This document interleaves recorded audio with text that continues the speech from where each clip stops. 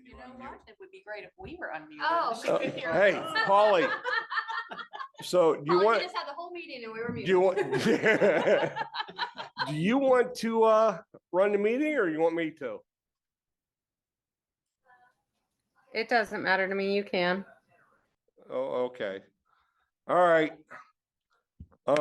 Why do you want me to? It's probably easier with you, isn't it? Being there. That's kind of what I was thinking, but I want to I don't want to step on your thunder. Oh yeah, it's a big power. All right. How about this? How about I give you my thunder Oh, why, thank you, and you ma'am. just stay off my toes? Yeah, I will do that. Otherwise, I'd crush them. So, all right. Yep. All right. Let's call the meeting to order. All right. Now it's official. Okay. So, all right, Megan, talk to me about gifted progress. Really? Like I had 17 minutes to figure this out. So this is a pretty informal update that we just wanted to provide to the committee members. A few years ago, I think it was about 3 or 4 years ago at this point, there was a gifted compliance check done at the district level, and we had a few components for corrective action. So that started a journey of sort of reimagining what gifted programming looks like at Keystone Central, and obviously putting in the quick fixes right away, but also starting to look at systemic changes that need to be made beyond compliance. We can be compliant, but we want to be more than compliant. So we started putting together just a small committee of the gifted coordinator, some instructional coaches, myself, Dr. Barnhart, and one of our elementary principals who's pretty interested in learning about the gifted process and gifted programming. And we started putting some things on paper of kind of where we want to go, our vision for where we're heading. And one key component of this is to put into place a gifted universal screener. So we do a lot of screenings, a lot of universal screeners. We do them for academics, for SEL, for all sorts of, things at the K-8 realm we do universal screening for. This would be an additional universal screener that really is meant to get at ability and not so much achievement.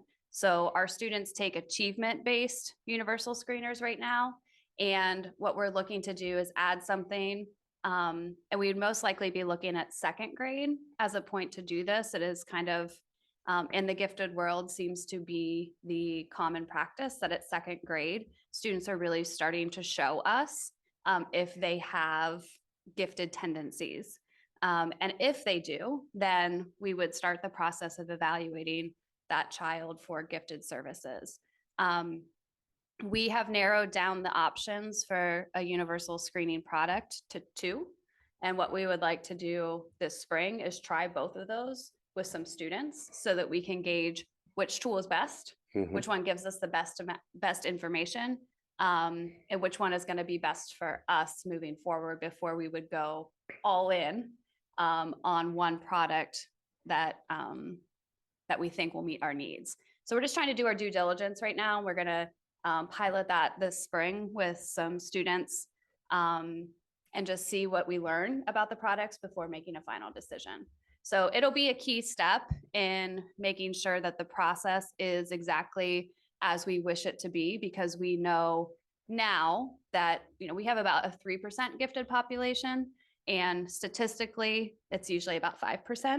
So we know that we're a little under identified, and this screener will help us find and identify students who are gifted at a pretty early age so we can provide the proper supports. Okay. So that's really just kind of, we wanted to give you some context as to where we're heading with that. We often, talk a lot about special education, remedial supports that we're offering to students. And we don't often talk about what enrichment supports that we're providing and want to be providing. Okay, so I'm kind of curious. All right.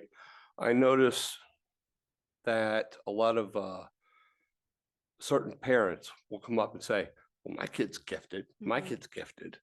Okay, and I understand that sometimes it's, you guys are giving in because of that. Now, my question is, will these assessments be able to verify? Or is it just still gonna be going by, well, look, my kid, you know, Right, yeah.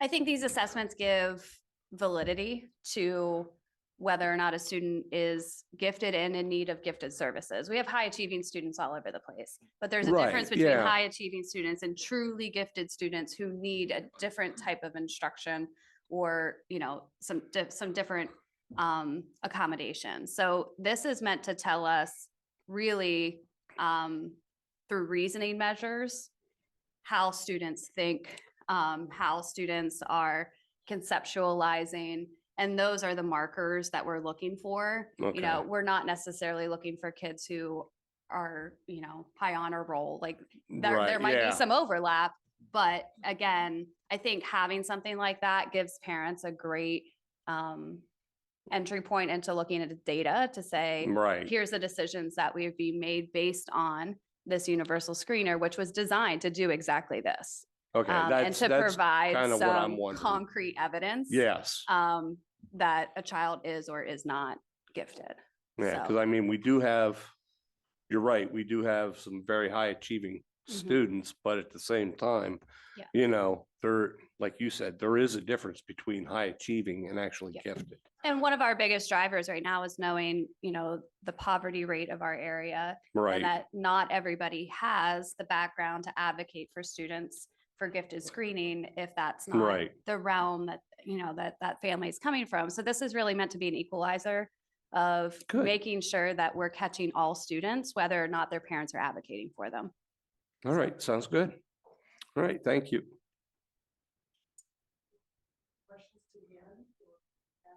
What do you want, Elizabeth? Thank you. That Now, was- does it deal with the gifted process? Oh, Lord, yes. Okay, just want to make sure. Thank you. Go ahead. Is this, just out of curiosity, are you guys gonna need new software programs, or is there anything that Yeah, the programs both are web-based assessments, so they'll Okay. work on the students' Chromebooks and work on the teachers' laptops just fine. So that's fine. yeah, no matter which way we go, it wouldn't be any additional You'll be- technology You'll be needed. using the pilot program policy that we have in Yes, place. Yes, So, okay. exactly. Yep. That's wonderful. And is this consistent with like other districts? Let's say a parent moves to the neighboring district, would they be assessed differently? Like all of a sudden they're not gifted here and they're gifted there, or? Generally not. I would say gifted screening is becoming more common and more widespread. There are 2 other local districts in our IU that have moved this direction. From asking around, we would be the 3rd moving in this direction of the IU 10 schools. So I think there will be some consistency, and I think as time goes on, there will be even more consistency from school to school, knowing that this is kind of the way that schools are moving. All right, Um, cool. Yep. Thank you. All right, Kurt, CTC update. All right, I got a couple quick hitters here. First one, adult education classes are starting registration. That's for basically courses that are, I call them pleasure classes or avocational, such as yoga, stuff like that. Quilting, we're running some different courses like that. If you want to take yoga, we can get you in. Yeah, that's what I'm Had kind it of thinking, last like, Yeah, so Bring and there's your a own cooking goat, though. class. bring my own goat. Okay, So we'll just wait and see if we get the enrollment. CNC pre-apprenticeship in secondary machines, we're up to about 10 students. We'll have a bunch of graduates. Actually, the students that are gonna get their certificates this semester have left and they are out working with our Cool. partners. They're already employed. And I did notice this. I asked what the starting wage at the companies is. They're getting about a $5 to $10 bump on top of the starting wage of somebody walking off the street with since they're pre-apprentices.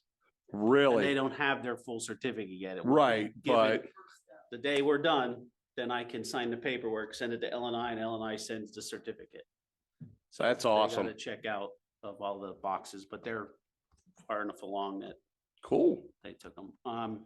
We started another CNC registered apprenticeship class about beginning of January. That'll run 32 weeks every Monday night, 4 hours a night, for adults. And that's with PMF Industries this time. So they've enrolled 5 adults in that. Okay. And there's a set minimum. And we've looked at that. I sat with Joni and we went over the numbers. So there'll be profit to the district out of Okay. those funds. I don't know if you saw the paper last week, we kicked off our industrial maintenance technician pre-apprenticeship in our ag. My secretary and I are working on getting those students registered. We had to fill out some paperwork. We wait for LNI to send us back the official form that we do every month, Right. and we'll get the kids' names on the form. Great. We have an application process for all that. That comes from LNI. Health occupations update. Right now, sitting upstairs, you have 5 EMT certified students. You have 5 CNA certified students, and you have 18 students that start at the patient care technician within our facility. Now, the patient care technician was something I kicked off looking at curriculum coming from out west to us. It was in Michigan for years, they tell me. It moved into Pennsylvania maybe 3 or 4 years ago. I got a grant. We bought the curriculum. It was about $50,000, no cost to the district. We put our teacher through training this summer, and they'll also get EKG and phlebotomy on top of that. So we're gonna Really? start, yeah, they can get certified EKG phlebotomy, and they take a national test. Test is about $300, $300 to $400, and it has to go to a testing lab. So I might have to go to LHU to get the test. I'm not sure of that yet because they have a testing lab or the Commonwealth, but that's all paid for. I have that all included in the first set of rounds. Now I'm going to work with another company to see what I have to do to just update, to keep the curriculum updated. But there's 18 students in that. The EMT, we partnered with Lock Haven EMS. The Mhm. students did Tuesdays, Thursdays, and Saturdays. They started in the summer. They did ride-alongs. It started with 12 students. We ended up with 5 fully certified EMTs, from what I'm understanding. He's reached out to me. He wants to do a news blurb on that. And maybe do a That'd be little great, yeah. presentation. He has some presentations for the students. So you have 5 Cool. sitting upstairs now. CNA, we did with UPMC over the summer, and there was 5 students took advantage of that training. So we went outside for that. CNA used to be with inside the classroom in a health occupations. PDE is very regulated on that, so you're better off if you join with an outside partner, especially with one instructor with she has Right. 90 students. It's pretty tough. So we partnered outside. So that's your health ox update. The new thing on the horizon is weatherization certification. It's a building science principle certification. It is partnering with DEP. It's for secondary and post-secondary. It's through the Green Energy Center partnership at Penn College. And there'll be funding through DEP. We're one of 5 schools that got in on the first round. I've been going to some seminars and sitting in some meetings, and we were one that was chosen to participate. Our students will be going to the Green Energy Center. It's in March. It's on a Friday. I can't remember the date now, but they have Okay. to do a visit. Then they'll send people here to start certifying next year. In this Okay. new cert. The new cert, with the state director of Career and Tech Ed, the new cert, they're getting on the certification list, so it'll be recognized as an industry certification. Our adjoining industry partner is the STEP program in Lycoming County. That's the closest one that does, but they've partnered us. Cool. So that's on the horizon. That's my update. Very cool.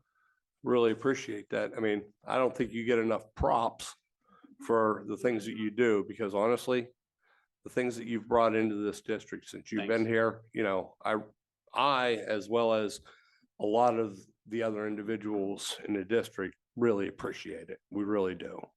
So, all right, Elizabeth. Does this deal with CTC? Just making sure. Talking about the weather. Okay, that doesn't count. Oh, this is, Go thank ahead. you. When they take that field trip, Mhm. do you need, if you ever need any board chaperones, please let us I know. was gonna tell you because Bill had asked me. I love going on those. Okay, I'll get Bill to reach out to you. Thank you.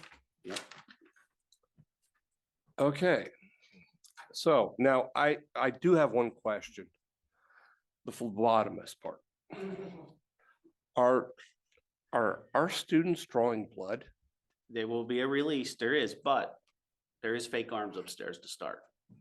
Okay, And Dr. Redmond, when I was there, when she said that first, I'm like, I told you you need release. Well, they give you release, they tell you how to go through that process. She's taught about that. yeah, You do not have to participate. You could do it on a fake, right. but she made it well aware to us that they will have the opportunity if they want to participate. Yikes. Do you wanna? No, Volunteer? I am not a pincushion, no. So, although I will say this, typically whenever it comes to getting stuck, phlebotomists are a lot better than nurses. I know from personal experience, so, but, all right. Well, Roger, everybody has to start somewhere. So, I mean, I think you should definitely volunteer to help our students out. Take one for the team. Polly, You know? you know, You need to make sure you have all types of patients, you're so, combative. and- so wonderful, Polly. Thank you. Yeah, no problem. All right, Happy to help. you got any questions, Polly? No, I think everything that he said is good. I'm happy with the progress with the CTC. It was when I first came on the board, things were looking pretty grim for it. But Mhm. I'm happy that more children are stepping up and using the services that we have available. I'm excited because my daughter is going to start here. She goes into 9th grade next year, so she's going to have the opportunity soon to start that. So it's Awesome. exciting for me. I think, I was part of the CTC program. I was in cosmetology. I still have my license to this day and could go work at a salon if I wanted to. So it's opened up a lot of doors for me. And I think that it's important that our kids utilize it. I do miss all the other courses that we had, but I guess that's something that will come with growth. Okay. All right. Nothing else? I move that we adjourn this meeting. What do you think, Paulie? I am going to second that. Okay. So, all right, meeting's over. Thank you.